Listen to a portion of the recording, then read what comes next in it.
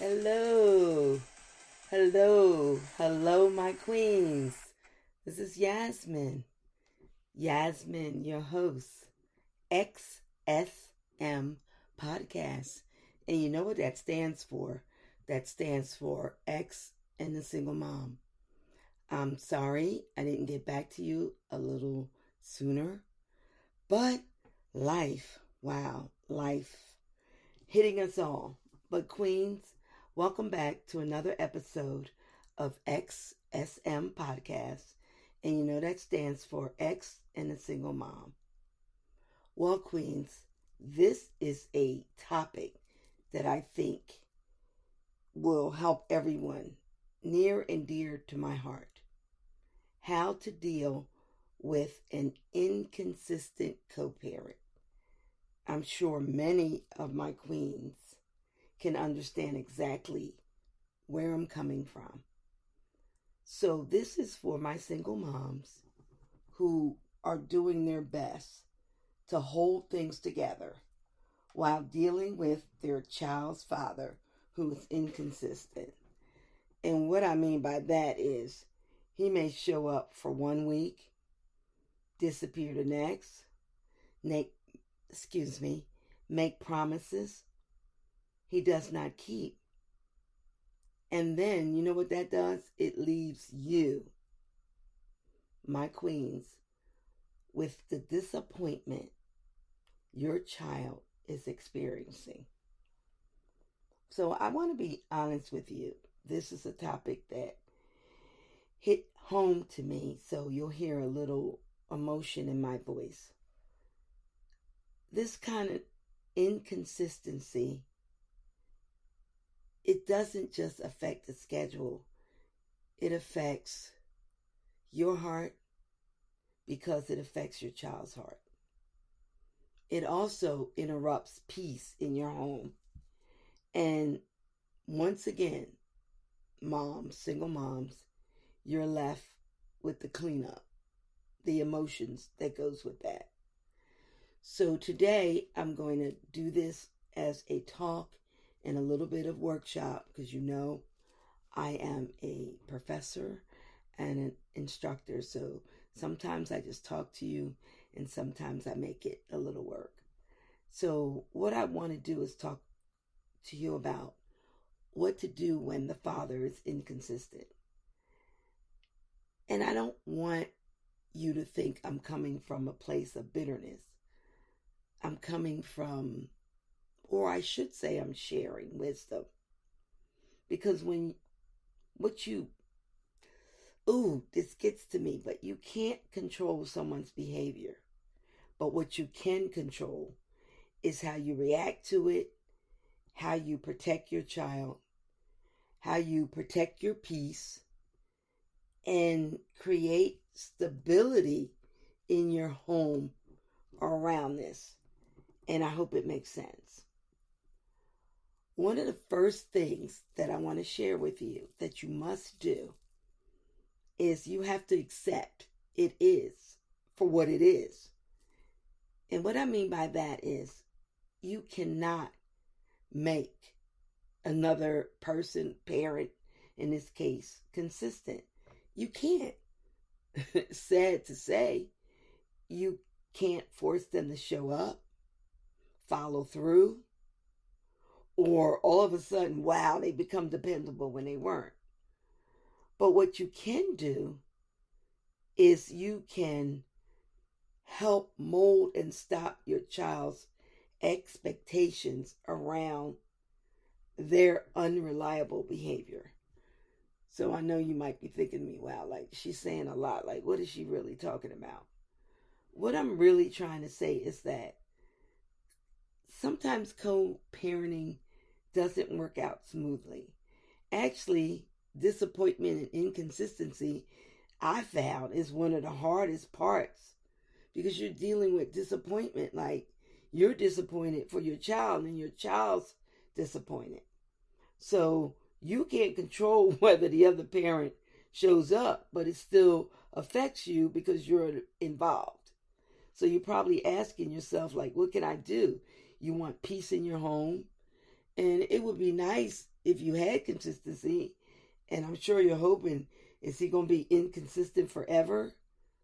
But I understand that you want to protect your child and protect their well-being while teaching them that if someone's unreliable, that doesn't define that person's worth or your child's worth. So I know I'm getting into a lot, so I'm going to try to make this simpler and give you a little food for thought here. All right, so we're going to break this down.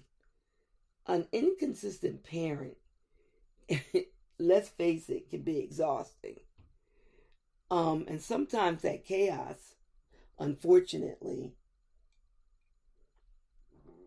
becomes part of your routine. So I was thinking that maybe you have to figure out how you're going to stop building your child's life around maybes. So that's the hard thing. Like, maybe they'll come, maybe they won't. Maybe they'll call, maybe they won't. Maybe they'll help. So that may be. So I'm understanding that you would like to try to turn that into something solid and dependable, but sometimes you can't. So you have to think, like, how do you react? And I can't give you an exact answer because every household's slightly different. So what I want you to do, and what I know, is that single moms, my queens, you have to be careful not to spend too much time being angry, because I know that can make you mad, sad, pissed, all of the above, and it messes with your peace. I'm all about peace. I'm sorry, I know I say it a lot, but for me, if I don't have a certain amount of peace, I can't function. So I'm just passing that along. So what you have to try to do is just realize that it hurts, it's not fair, but listen, all I can say is don't fall apart. All right, that's my small little tip. We're getting ready to get into the training and the workshop part. So here's what I found that works. Don't announce or share what the other parent, plans to do too soon. So what you need to do is hold that to the chest and then come up with a backup plan. So sometimes you don't even need to tell your child until it's like really confirmed. He's on the way. Make it like a surprise. I'm telling you, these tips come from observation and they're from personal things I had to deal with. So that's the best way to handle that. And most of all, make sure, this will be extra on your part, that you're consistent, because you want to keep that balance. So you be consistent even though the other parent isn't, and you kind of work around that inconsistency of the other parent. Because let's face it, that's your reality. So I'm hoping that what I'm sharing is clear. And remember this, you're not failing because someone else refuses to be dependable. That's them. Your consistency matters. So you control what you can control. You can control you. So you be consistent. So love matters. Be loving, and your presence and what you do and how you do it and how you even handle his inconsistency, that matters. So now we're getting into my training part, and you can take notes. I'm going to make sure I do show notes for you and everything as well. So here's what I want to break down. What inconsistency does. You need to be aware of that. For your child, it creates emotional ups and downs. It also, simply put, confuses kids. And the other point I want to make is that it leaves the mother having to manage the disappointment that the child feels because of someone else over and over again. So put that in your head, what inconsistency does. Second point I want to make, moms, single moms, what you cannot control. You cannot control or force someone to be dependable or mature. You can't. All right, let's be clear. You cannot make someone up. I'm sorry. You cannot make someone show up consistently. You just can't. As much as you would like to. And the last point in this topic is you cannot build your child's peace around someone else's unpredictability. All right, but moms, we're getting to the good stuff. Here's what you can do. You can manage this. Please take notes. Stop over-promising to your child. Remember what I said earlier. Tell them later. Make it a surprise. All right? Make sure you're consistent and predictable and have routines in your home. I teach this stuff. It works. Trust me. Keep your child emotionally grounded. You understand what that means about your child because it's different for every child. And always, no matter what, put your game face on. Stay calm in front of your child. Don't let them see that friction. Don't keep that close to the vest. All right. Make sure you focus on stability, like I said before, and not chaos. And if you're in some type of custody or whatever, my last tip, document it. Like, keep a little record of it. Don't be fanatic, but just do something. All right, the last portion of this that I want to share is this. What to say to your child. Because I know you think about that all the time, because I know I would. Listen, just keep it honest. Keep the language real. Tell the child in the terms of their emotional maturity. But here's a serious tip. Don't explain too much to your children. Our younger society overshare with your children. Yes, I said it. Yes, you do. Don't over-explain adults' behavior. Keep it short, to the point, and then that's it. All right, here's what I want to say as far as what to say to your child. My last point. Always reassure your child that they're loved and is nothing, absolutely nothing that they did. All right, and I hope that you can remember that. So, like I said before, I'm going to make this show notes. I'm going to make it as information that you can get from me, because this is kind of like a teaching podcast. So, what I want to share with you now are a few of my FAQs, some questions I get, and it's on this topic. Question number 1, what do I do when my child's father is inconsistent?